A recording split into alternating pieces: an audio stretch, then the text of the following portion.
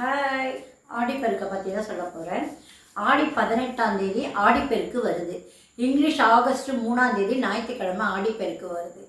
ஆடிப்பெருக்கு வந்து நீர்நிலைகளுக்கு நம்ம நன்றி சொல்கிறதுக்காக அந்த நன்றி சொல்கிற விழா தான் ஆடிப்பெருக்கு.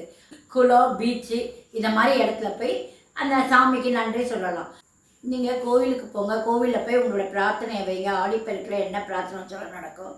நீங்கள் அங்கே இருக்க சுமங்கலிக்கு உங்களால் முடிஞ்சது ஒரு வெத்தலை பாக்கு, ஒரு 2 வளையல் வச்சு, மஞ்சள் குங்குமம் வச்சு அங்கே இருக்க சுமங்கலி பெண்களுக்கெல்லாம் கொடுங்க. கொடுத்துட்டு உங்களால் தர்மம் பண்ணுங்க. அன்றைக்கி நம்ம தர்மம் பண்ணுறது 1 மடங்கு பண்ணோம்னா நமக்கு பெருகும், ஒரு 10 மடங்கு புண்ணியம் நமக்கு கிடைக்கும். அதனால் ஆடிப்பெருக்கு அன்றைக்கி நல்ல தர்மத்தை புண்ணியத்தை சேர்த்துக்கோங்க. ஆடிப்பட்டம், தேடி விதை. உங்கள் வீட்டில் ஏதாவது தொட்டி ஏதாவது காலியானா மண் போட்டு அன்றைக்கி ஏதாவது ஒரு செடி போடுங்க. அதெல்லாம் ரொம்ப பெருகும். அன்றைக்கி உங்களுக்கு முடிஞ்சது நகை இல்லை துணி எது வாங்கணுமோ அதை அன்றைக்கி வாங்குங்க.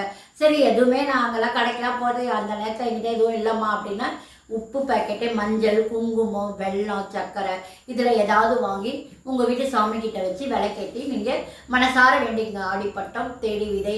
நான் விதை போட்டுட்டு அது செடி போட்டுட்டோமா, எனக்கு நிறைய எனக்கு வந்து இதெல்லாம் நிறைய வேணும். உங்கள் வேண்டுதெல்லாம் சாமிக்கிட்ட சொல்லுங்கள். உங்களோட மனசில் என்ன நினைக்கிறீங்களோ அது ஆடி 18 நிச்சயமாக நிறைவேறும்.